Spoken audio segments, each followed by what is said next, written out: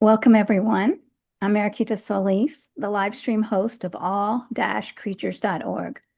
All-creatures.org was founded in 1998 and is a leading resource for faith-based animal rights veganism. Led by our executive director, Tams Nicholson, we provide free resources for people seeking to live compassionately towards all creatures.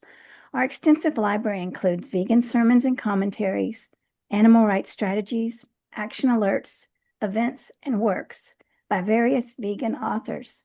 We also sponsor websites for animal rights organizations. Our mission is to unite compassionate individuals worldwide who honor the dignity of all creatures. Today, we're very honored to welcome Jane DeMarines. I met Jane last year, actually, in Phoenix at Climate Healers Convergence of the People. So I'm excited to have her. As Executive Director of Sustainable Earth Eating, Jane is dedicated to advancing causes related to environmental conservation and green community development. Her advocacy extends to animals. As a 20-year vegetarian/vegan, she's an award-winning executive fundraiser, advocate, builder of partnerships and memberships. As founding executive director of National Alliance of Community Economic Development Associations, Ms. DeMarines wrote legislation and worked with key U.S. House and Senate staff to advance a green policy agenda. Her 40-year career spans associations, nonprofits, and the federal government. At the Department of Homeland Security, she helped address climate change-related disasters. Her lengthy career includes managerial and executive positions for banking, housing, and community development. She has served on the boards of several advocacy and volunteer organizations. A resident of the Maryland suburbs of Washington, D.C., she developed a Green Party for the Citizens Association with an environmental platform, co-managed a conservation coalition focused on urban forest preservation, testified on tree legislation locally, was certified by Casey Trees, and participated in the Potomac River Conservancy. She continues her commitment to improving planet Earth at sea. So welcome, Jane. I'm excited to talk to you and hear about all of this work that you're doing. We had some really good conversations at VCOP last year with climate healers. So I'm honored to have you on this program. I'm thrilled to be here, and thank you for the good work you're doing in promoting fair treatment, honorable treatment of animals, and protecting animals. Well, And for getting the message out through this podcast, I think it's fantastic. Thank you. I'm excited to be the host of this wonderful show because I meet so many people that are inspiring and being a powerful voice for animals. So, Jane, let's start off from the beginning. When did you become vegan and what led you to make this transition? You know, it's really interesting how the younger generation and your children can teach you things, even when you think, you've been around a while and you know a lot. My oldest daughter, I have three daughters. Well, it actually started with a health incident, but my daughter catapulted some information to us after that. My husband had quintuple bypass surgery, and he was a healthy guy, a runner, not overweight. No one could believe he needed quintuple bypass surgery, but he did. And while he was in the hospital, my daughter bought us a book, The China Study. And when he got out, we both read it, and we just became vegans. And that was 21 years ago. And my daughter had become vegan around the time she bought us the book. And she was in a running team and doing triathletes. She lives in Tampa, Florida. And they noticed that she was congested when she was running. And they said, do you drink milk? And she said, yeah. They said, try giving up milk just for 3 days and see how you feel. And she herself then saw the benefits to her own health and became first dairy free and then a vegan soon after. So it was really my daughter and reading that great book that changed our minds. And we just, from that point on, never ate meat again. And Wow. we were vegetarian first, but 95% vegan, but fully vegan maybe 5 years ago. So the last 5 years, so 25 years. That's amazing. People come to veganism through so many different ways. So, yes, I've never heard a story like that before. Uh, and it's wonderful that our children do educate us, definitely. So, when you all went on your vegan transformation, how did your friends and family think about what did they think about that? Were they supportive? Did they? So too, that's a very good question. I would say, there's kind of two parts to it. My family, because two of my three daughters are vegans. They have, and I'm not sure when my middle daughter became vegan, but I think fairly early on, very supportive, and maybe are becoming vegan catapulted the second one to be vegan. I'm not sure exactly. She lives in California and has been away from home at college, so we haven't, cohabitated for many, many years. But definitely, it's always fun getting together with them for many reasons. In terms of other people, I would say that at first, it was hard to find vegans. So I started joining, at some point, joined the DC Veg Society, but I think that was much more recently. And I think, I looked online and did things like that, but I don't think there were so many. And if you told people about it, sometimes they would just be so negative. So I think we just got in the habit of keep my husband and I mostly just not talking about it. And people think, somehow it's weird. And it's like, you really want to just tell them the truth. Like you're wrecking your own health and you're wrecking the climate. But it's hard to say that to people, frankly. I wish their Right. doctors, I wish their doctors would tell them this, but the medical profession also, and you probably know this, when my husband had that surgery, none of the doctors said a thing about how your diet might be impacting. But Neil Bernard of Physicians Committee for Responsible Medicine, he said kids as young as 15 already are getting clogged arteries from animal fat, from eating meat. And I was shocked to hear that it could start that young. Things have really changed. Yes.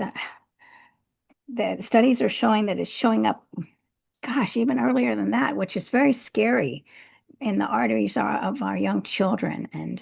And you're right. It's scary when the doctors don't say anything and they don't have the knowledge to say it. Yeah, absolutely. And so you have to find it on your own and through groups like both of ours. And farm animal rights movement has been a friend of ours and partnering with us in Veg Fest to try to spread that word in the metro area, Virginia, Washington, D.C., and Bethesda, Maryland. We have a Veg Fest in Bethesda, which is where I live. It's a big area. Just north of the District of Columbia. But they have been doing these events, which are, I believe, very successful method of introducing people to vegan food. And I think people come and eat the food. The vendors are all vegan. I don't think a lot of them knew that it was vegan food until they started eating it. So I really give a lot of credit to farm animal rights movement for being really at the forefront of a very good way to introduce people to veganism. And then the speakers at these conferences or these veg fests, we have a stage, excellent speakers that add a lot additional value besides just the food itself. I've been a Yeah. speaker there. Oh, you have? I'm not Yeah. surprised. That's wonderful. Yes. I mean, I'm sure you've done so much. I can't even grasp everything you've done. When I was reading your bio, it's amazing. And just wow. So let me ask you this. Um, how now, since you didn't have that support in the beginning, have you seen friends change, or do you have that support now in your friendships, for vegan and this way of eating and this lifestyle? Absolutely. And a lot of that comes from knowing people like you that are committed to this, finding people like Salish Rayo. And I read Glenn Mercer's book, Food is Climate, and interviewed him. And actually, he worked for me for a short while, but then he had some surgery. And after the surgery, I think he started writing another book. So, but it was great working directly with him for I'm not sure if it was close to a year or 6 to 8 months, something like that. But he's an impressive figure. He really, I think, knows how to talk about the issues of veganism and the impact on the climate. I got his book for free at COP26 in Scotland. And that was the year that I started climate. Our new name is Climate Diet. We were Sustainable Earth Eating initially. And my husband said, nobody can understand that name. It's too long. And when I go to parties with you and I have to tell them what you do, he said, they quit listening. So we changed our name to something shorter, which I think gets the message out a little quicker. But I do think it's changed a lot. And being in this community with Climate Diet, again, meeting people like you and farm animal rights movement, Eric Lindstrom, the executive director there, just more people, to connect with that are so committed and doing such important work.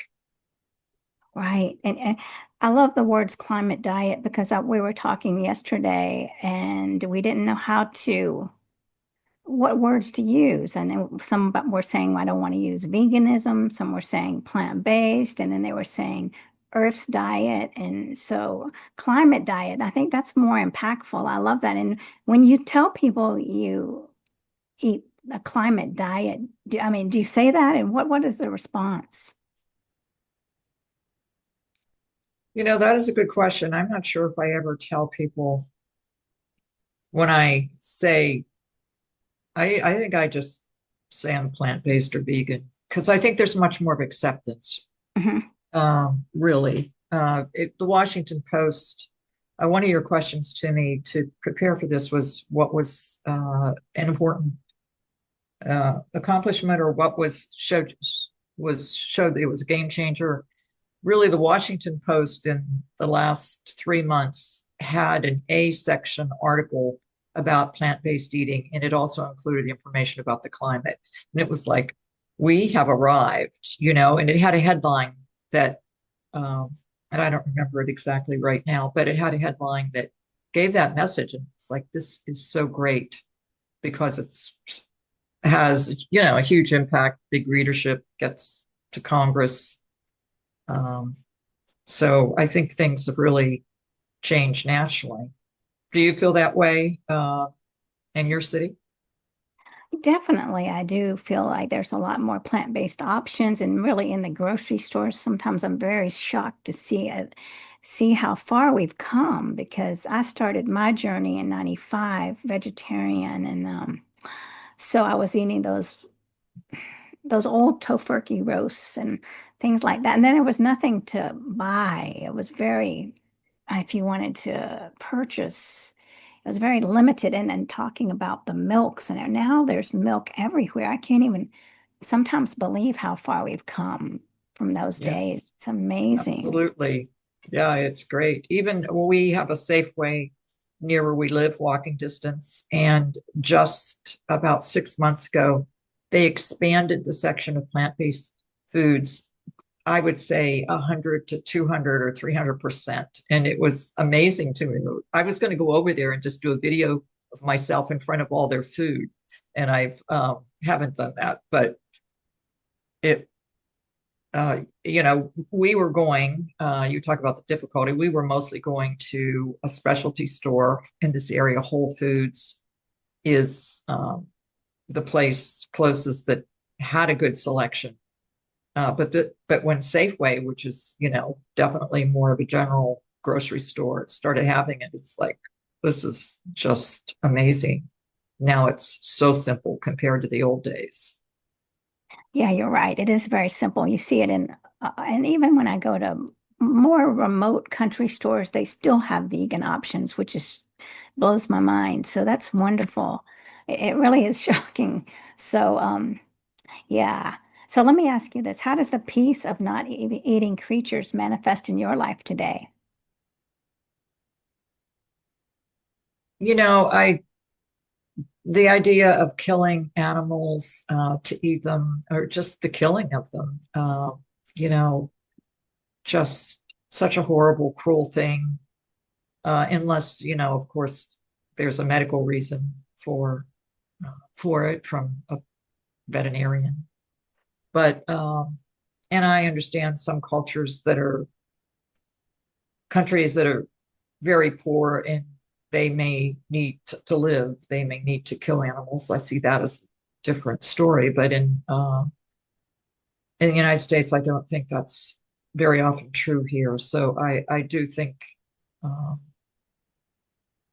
it's important, and it gives me a feeling of peace to know that I'm not harming animals and sentient creatures for food or for anything. It would be or the animals were killed, and I'm eating dead animals. Right.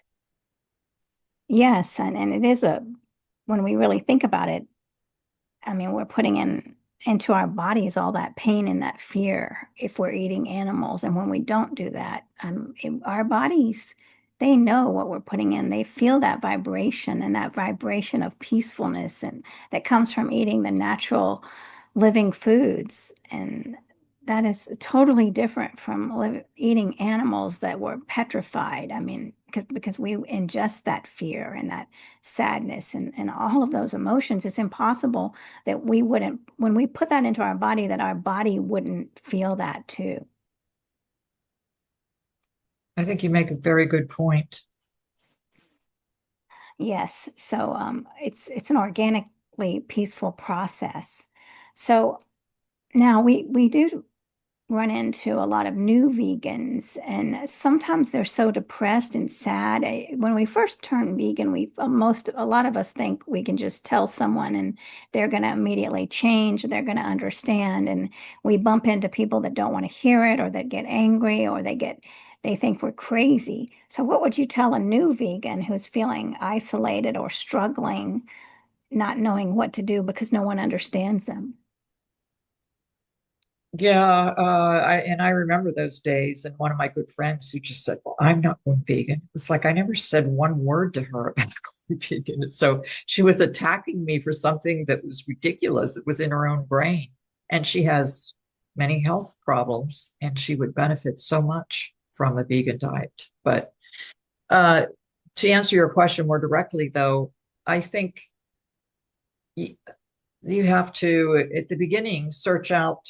Uh, Ways to connect with other vegans that understand you, to get the warmth and friendship through people that have made that important switch in their life to favor keeping animals and not killing animals and not eating animals. And I think those are vegetarian societies listening to podcasts like this.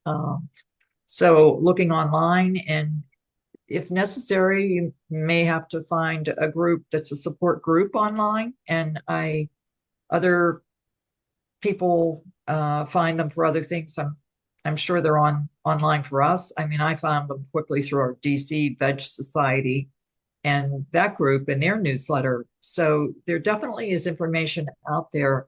You may have to these people may have to look at the next largest city. Maybe it's too far to travel for in person, but definitely connecting online, and listening to the podcast and some of the really great people, educators, Colin Powell and his institute, Colin Campbell, pardon me, and his institute, climate healers, they have wonderful information online. A lot of places really with your group. So there's, I think, a lot of resources that you'll find those friends. Yes, you're right. I think that is a very important thing is to look online if you don't have friends in your community because there are other people that really need you. So yes, so I would like to hear a little bit because I'm very connected with the earth about your efforts and all your work with the conservation and the urban forest preservation. So tell us about that, Jane. I'd love to hear more.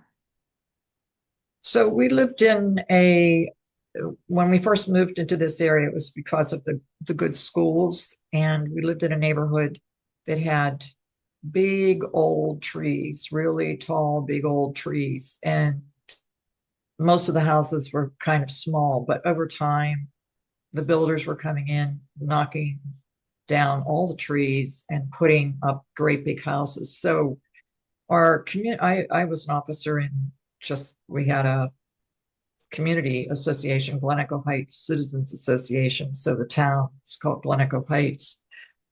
Um, was elected by those people. We didn't appoint ourselves. We were just elected, and everybody really had the same feeling, like we have to do something to protect these trees.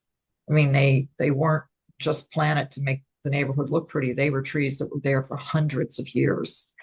So we I ran, I guess, for reelection on a platform, and I made cookies and put little green trees on sugar cookies with little green trees on them to make it clear that I was in favor. And everybody wants a free cookie, but that I was in favor of keeping those trees. And we did surveys, and people did confirm that they wanted to save the trees. And then there was an opportunity for testifying to the Montgomery County Council. Our town is in Montgomery County, and I was one of many people that actually spoke out in favor of tree legislation to try to get the county to pass legislation that would protect the trees. They did pass legislation, but one of the things, and it was favorable for maintaining trees and did affect building in the county, but didn't it didn't include what the fines would be. And we moved away, and I never did find out how they calculated the fines for builders. And there was a worry that even though the legislation was fabulous, that the fines could have been the part that made it not so helpful. But definitely the group did everything they could in every way we could to alert everybody that lived there to the real issue of losing all those trees. And people at the hearing that was held by the county council, with the fabulous hearing, talked about how one tree is equal to an air conditioner running 24 hours a day and save so much energy. And the temperature underneath the tree is 10 degrees cooler than outside the tree in the sun. And I mean, if anybody that's walked around on a sunny day should be able to sort of guess at that. But there was a lot of great data that was put out that I tried to use. So we had, I think we had a fairly decent success. And then that group also did other things, like there was a small woods next to the end of the neighborhood. We would go into the woods and try and save trees there that were being endangered through vines that were sort of choking them. So there were other groups that worked in other ways. Then we had a gardening club to try to get the gardening club to be an advocate. So we, infiltrated the community in Did that multiple. work? Did the gardening club, did they want to be an advocate or? They really focused more on sharing plants, but we thought any plant was a good better than, no plants, and giving people plants for free, and people got good at cutting one of their plants in half, and, sharing it, and making sure the original plant didn't die. That just techniques. And we had an environmental instructor from Georgetown University was part of our team he lived on my street. And he was extremely knowledgeable. So it was great having his brain power be a part of the committee, because he had great resources, at his fingertips.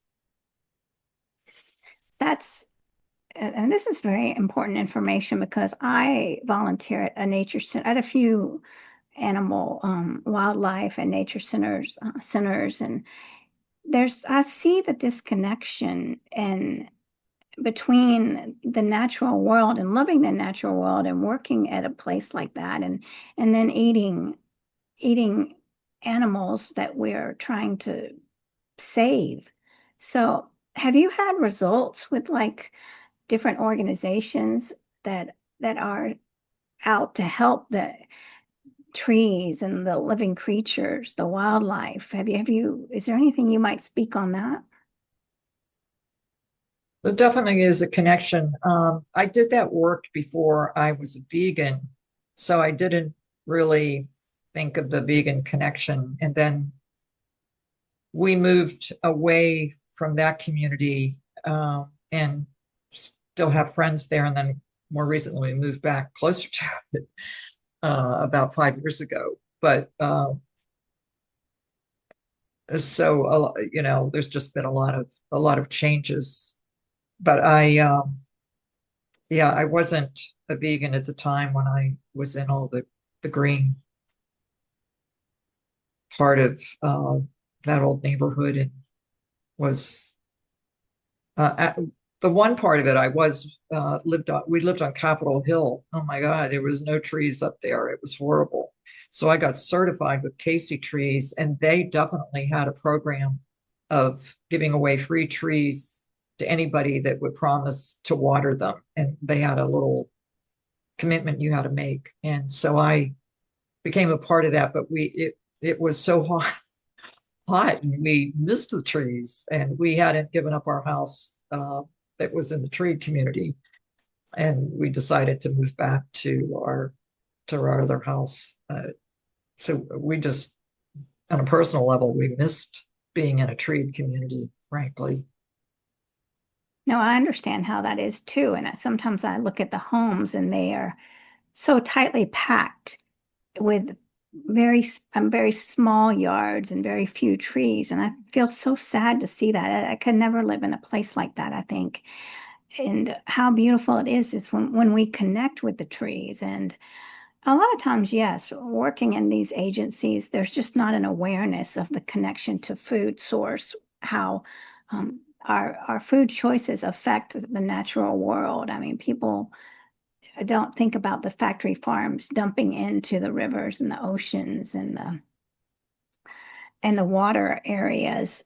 So I guess, I mean, it's really important for us to get that word out and everything you're doing. And I'm looking at the climate diet behind the poster or the that you have. Could you read that off to us?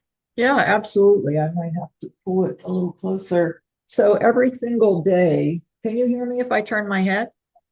A little bit, kind of. Not as well, but okay. I'm going to pull it closer so I Okay. can talk, because I'm Okay. afraid the microphone doesn't reach. So every single day, these are the number of animals that are slaughtered for food: 900,000 cows, 1.4 million goats, 1.7 million sheep, 3.8 million pigs, 11.8 million ducks, 202 million chickens, and just hundreds of millions of fish are slaughtered every single day for food. And of course, this is destroying our environment, and not to mention people's health.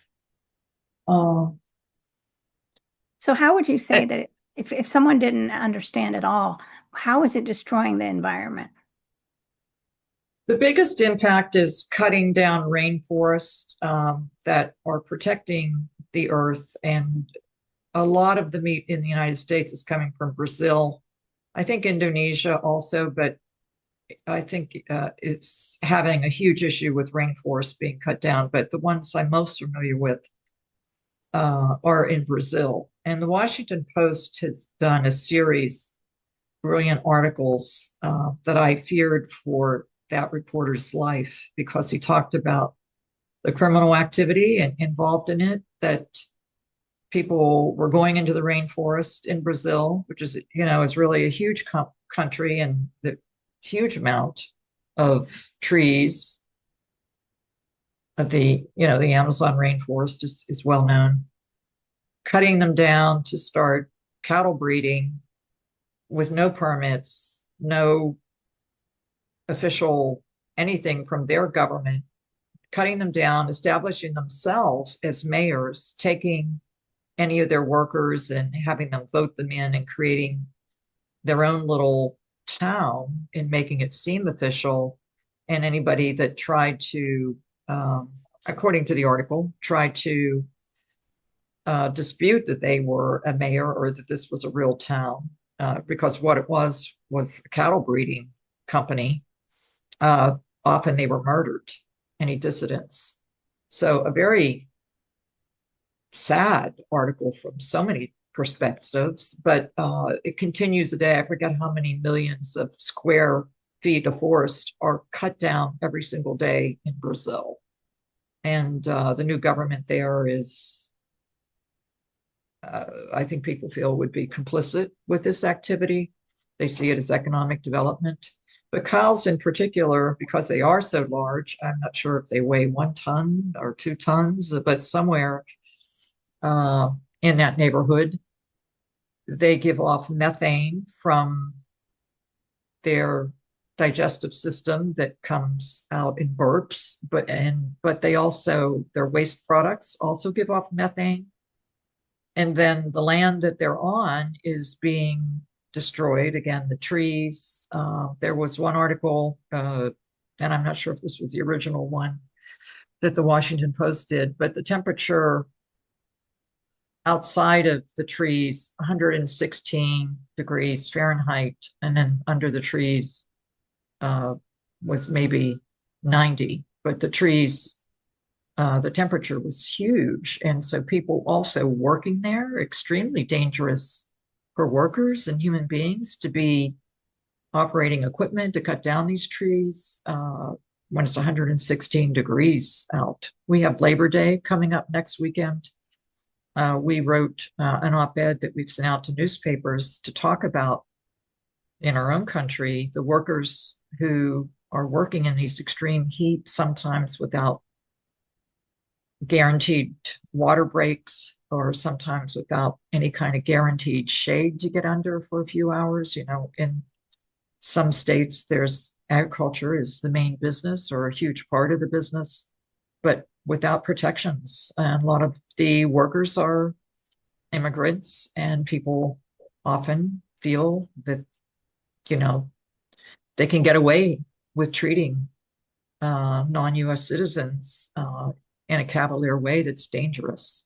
So it's just, we've tried to, just create awareness for thinking about workers and what it's like to be even workers in warehouses. Sometimes these warehouses that people work in are not air conditioned. And you're a big warehouse with no trees around you and you have no air conditioning. You can imagine the temperatures probably go into the 90s and could be very dangerous for people to be doing very hard labor, physical labor in temperatures like that for long periods of time. It's just danger. Yes, and the injustices in the factory farm with the factory farm workers. People don't understand how little rights that they have, or how if they are hurt. Could you talk about that a little bit? Yeah, absolutely. There is a group, and my former chairman, Edgar Jatteau, runs a group called Workplace Fairness, and he has a lot of information If you just look up www workplace fairness, I think he has some very good information on this. But they, the workers working in agriculture and on farms have a huge high number of incidents, slaughterhouses in particular. I wrote an op-ed said your dinner might be costing you an arm and a leg, literally. And people in slaughterhouses, because the equipment moves so fast and it's an automated system, they have to cut off a chunk, the leg of a cow, or they're in a position where they cut off the, some piece of the cow. It's cut into multiple, but it just keeps going. And if it stops, these workers can sometimes lose an arm or another body part. It's very dangerous. And I've read articles about, again, there's many immigrants that are in underage, even 14-year-olds are working there at times, should not be working in these places. So dangerous. And, a lot of this just goes unreported. Penn State, which is where one of the universities that I went to, Penn State is a big ag school, and they're a land grant college, and they have some research. And instead of relying on federal government data, they went to emergency rooms and tried to find out how many people were injured from farm incidents or working on food, and astronomically larger numbers, huge numbers of people losing arms, losing even legs from farm work and from, meat packing plants and in this field. And it goes unreported, but the emergency rooms showed this data. So if anybody wants more information from it, there is a very good piece of research done by Penn State University. Wow, well, that's definitely good to know. The way one of the first books that I read about this industry was Fast Food Nation. I don't know how many years ago, but it talked about the factory farm workers and how they would be fired. I mean, they would lose their limbs and too bad for them. And it was just absolutely heartbreaking and disgusting. Things that people don't know about. And I live close to a factory farm and I see all those workers go in and I could hate them, but I've chosen not to hate them, but to feel empathy for them trapped in this system that's using them for this profit, for this slavery system, the system of slavery for everyone. Yeah, and The Smell of Money is a newer documentary. If you've seen that, it covers the same territory, but cancer incidents in neighboring towns to, I'm not sure what state it's in. It's in the South, North Carolina or South Carolina. I think a major pig processing plant, and health workers went in to some of the residents of the closest town and took Q-tips and swabbed the inside of their refrigerators, and even inside the refrigerators, the pig excrement they were putting out in I don't know what you call it, like a pond, just filled with excrement, but it was getting into the air and even made it inside people's refrigerators because it became aerated because they were spraying it. And so the wind would come and take away and spread this to the area. There was a lawsuit and the town won, but I'm not sure if they ever got their money, and it doesn't bring anyone's life back either. No, it doesn't. It's scary. It's very frightening, and to be trapped in that system, it's I don't even there are no words for it. So you're doing so much. I mean, in legislation, how could you what would you recommend to someone that wanted to get involved in the legal process and being a voice there? Like I wouldn't even know how to start there if I wanted to get involved with I mean, yes, I can hold a sign, but when it comes to the other parts, like developing a green party like you did, for how would people start out doing this?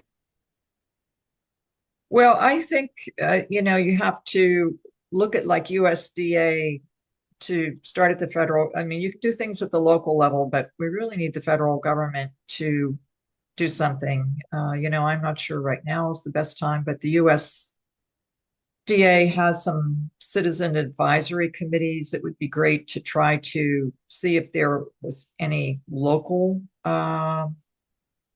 connection to those or to participate. Definitely, most committees of the federal government should be open to citizens' participation or at least watching. And definitely the minutes would be available of the meetings and see who are your local reps and how you can have influence that way. I think one of the things that I think is most important is try and get our citizens to be aware. And you got to start when kids are young. So I have a program called Power of Food, and I teach created a curriculum that's about health and how plant-based eating is great for your own health, but also great for the planet. And we've been doing it for 6 months. We got a grant from Montgomery County, Maryland, a community grant to do it. So we've done it, our schools, and I'm sure this is probably, you can let me know, but STEM meetings, science, technology, they have like an annual event. We had a youth climate summit, which was like a countywide meeting, and it was just really great. And I spoke at that and had a team, and we did little quizzes and gave prizes. We had vegan energy bars for people. So it was a very fun event.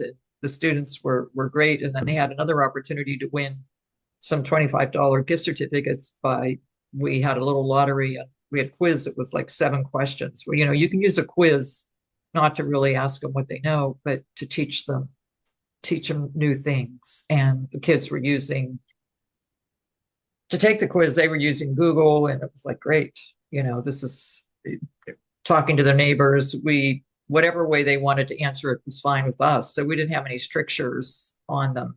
And then we asked them also to sign a meat down pledge to give up meat 1 day a week. And we didn't say it has to be for 2 months. We didn't say it had to be for 6 months. We didn't say anything. We just said, give it up 1 day a week. And even if they only did it 1 week, I was fine with us. They signed a pledge. It made them think about meat. And, they're not in a family that has much awareness of the damage that meat does to your own health and the planet. It would start you thinking that way. So we found those to be just really successful, and the kids, some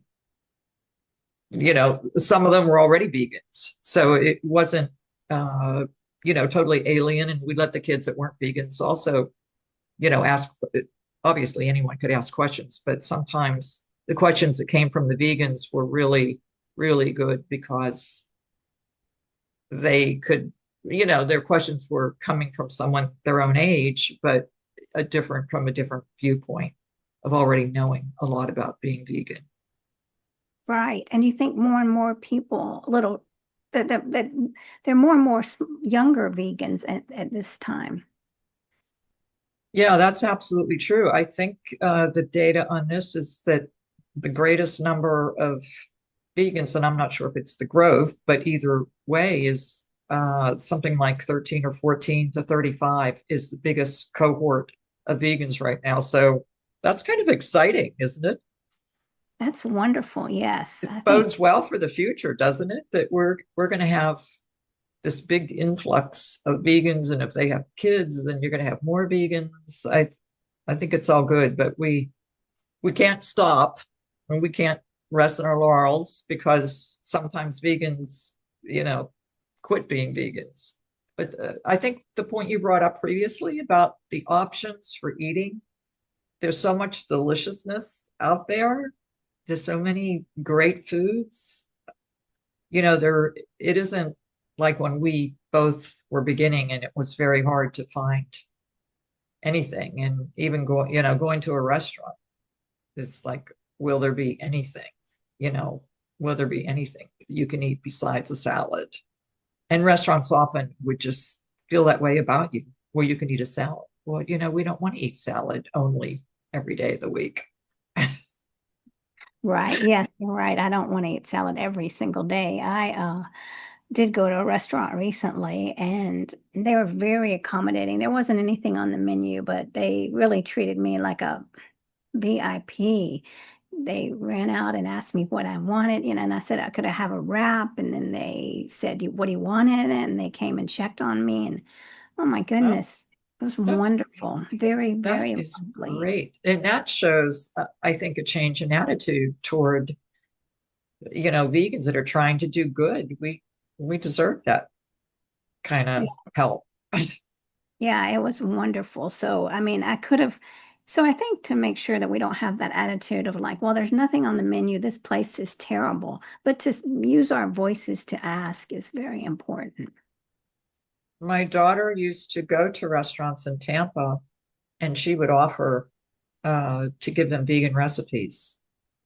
Oh, And wonderful. that she was really taking it to a level that, I don't think I would do, but it was great. And she says exactly what you say. You have to take the initiative and have to ask, and then it gets them thinking. If they aren't offering anything, it gets them thinking in that direction, and that it's not so complicated. And the restaurant you went to sounds so fabulous. So you'll be a customer there for a long time because they had the smarts to treat you in such a nice, accommodating way that's good, obviously, for their own business. Yes, definitely. So, what are you working on now? What projects are in your scope?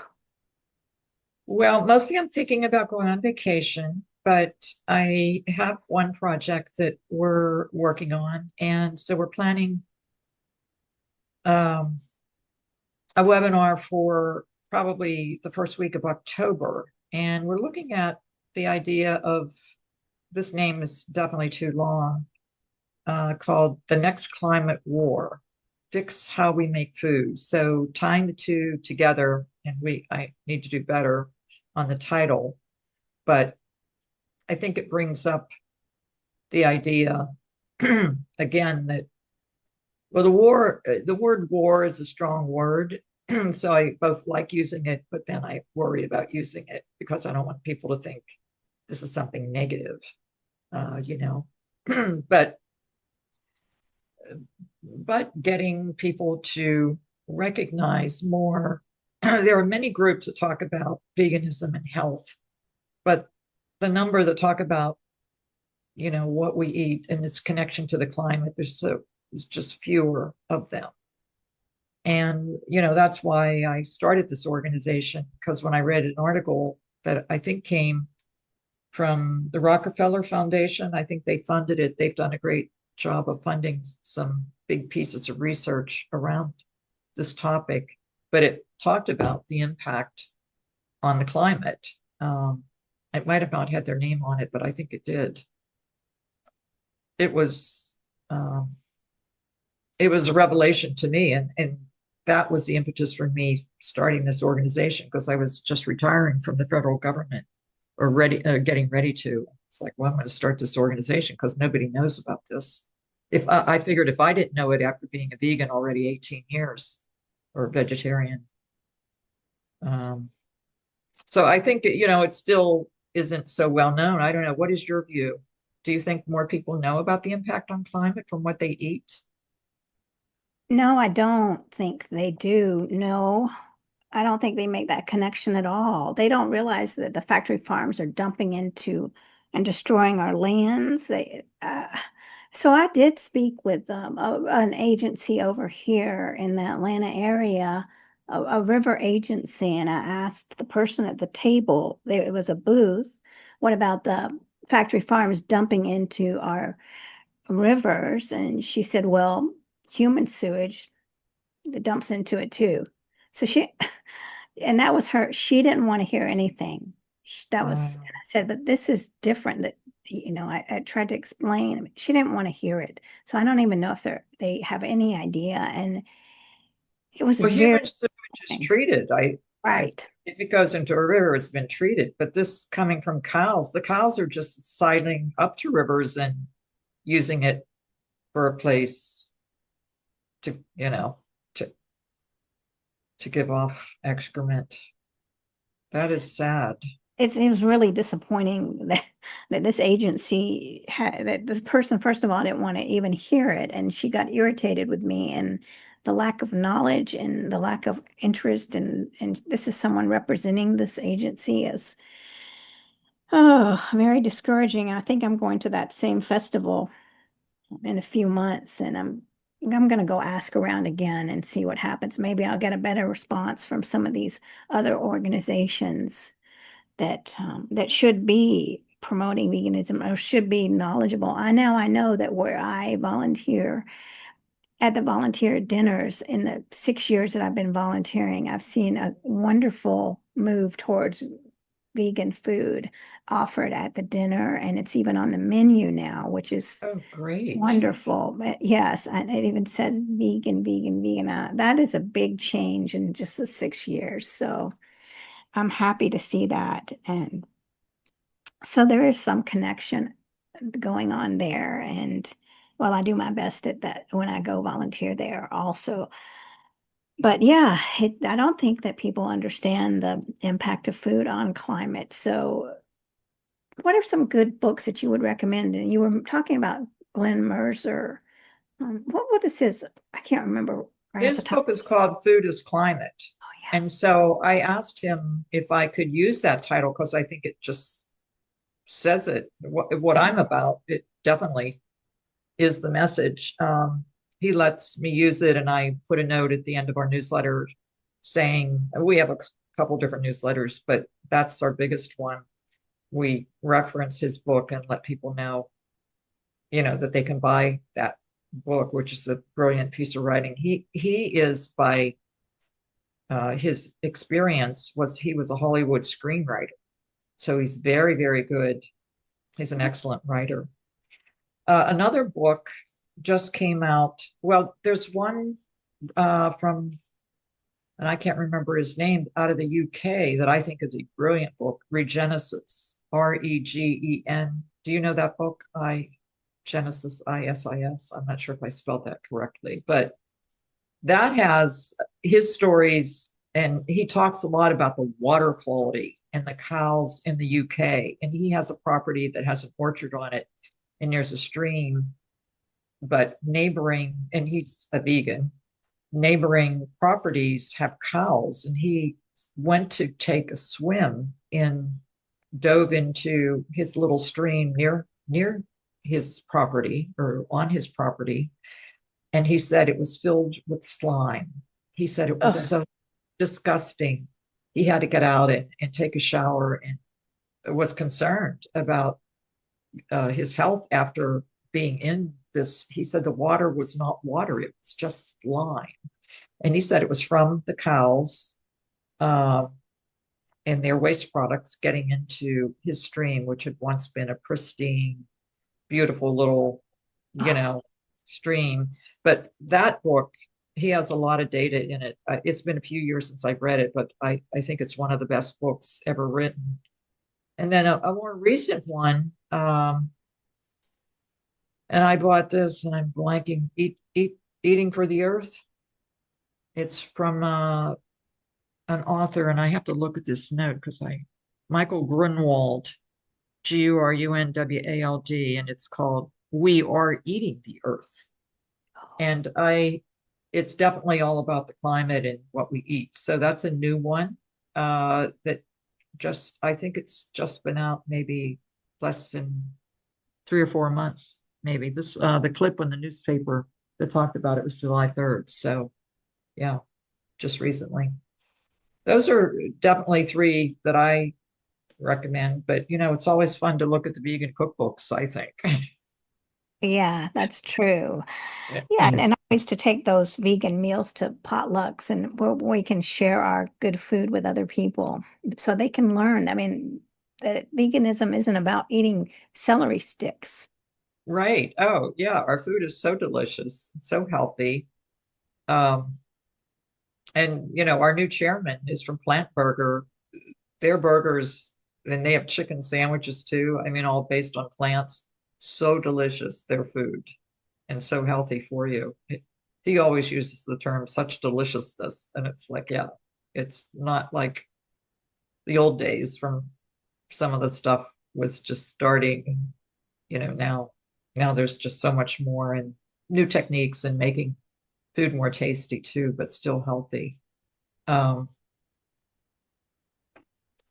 some cultures, are already been experts. Beans and rice are, we like to eat beans and rice, and there's one restaurant near us called Fish Taco, but they have bowls that are mostly beans and rice, but with veggies in it too. So yummy. So it's like you were saying, there's more and more restaurants that now carry food um, for vegans and vegetarians. Make it Yeah, so much easier to go out than the old days. that's for sure. Yes. So, so in October, where can people find out about that? When, So our website will definitely have information on it, www.climatediet.org, and that definitely is org. We're a nonprofit. And we have recipes every Friday. If they want to go, anybody wants to go onto our website, they can sign up for a subscription, and they can every Friday they'll get a plant-based recipe. Um, and that's actually the most popular part of any of, we have a podcast called Climate and Cuisine, and we put out midweek flyers that talk about food and climate, and then every Friday is a recipe. Um, So whatever they would like to subscribe to, there's an opportunity. And podcasts and things are also, you can just click on our website. But if you want to subscribe, all of these are free, and we welcome. Hope you will look at our website and try some of the recipes. yeah, we need as many recipes as we can get. And please, you all check out the all-creatures.org if you want to make a monthly donation or a one-time reoccurring donation. Make sure that you check out that and subscribe to our YouTube channel because we really want to keep these events going, and talking to people like Jane really is inspirational. And you can see like someone is watching that might not know how to take action and they feeling like they don't fit in. But here are so many options that you've done, Jane, and new ways of doing things that are specifically aligned with you. And so that's what we need to learn. Like, what does my impact look like? My impact is different from your impact, and we all need to see where we are and where our fit is in this world, and sharing the vegan message. And what about your daughters or your other family members? How do they promote veganism? My daughter, my oldest daughter, and she's the one that bought us the book, The China Study, and was the first vegan. She is a spokeswoman for Bloom TV in Tampa. So she does cooking shows for them. She does them for free. They don't ever pay her. I wish they would pay her, but she does them for free. And she, has a new vegan recipe. And I'm not sure how often she does them. I think it varies. So she reaches a pretty big audience there. And she also is a product creator, and she had a vegan energy bar, but I think she found people were always asking for something smaller. So she created bites. And so they're little chocolate crunch. I don't know if there's peanut butter in them, but anyway, they're absolutely delicious. They're vegan, they're super healthy. I didn't realize how healthy dark chocolate is for you. Um, anyway, they're on her website, and her little company is called the Good Mood Foods. Good Oh, Mood Foods. So her website is www.thegoodmoodfoods.com. But they are delicious snacks, and they get shipped out anywhere you want them. And they're in a lot of stores more locally. She has been talking to Walmart.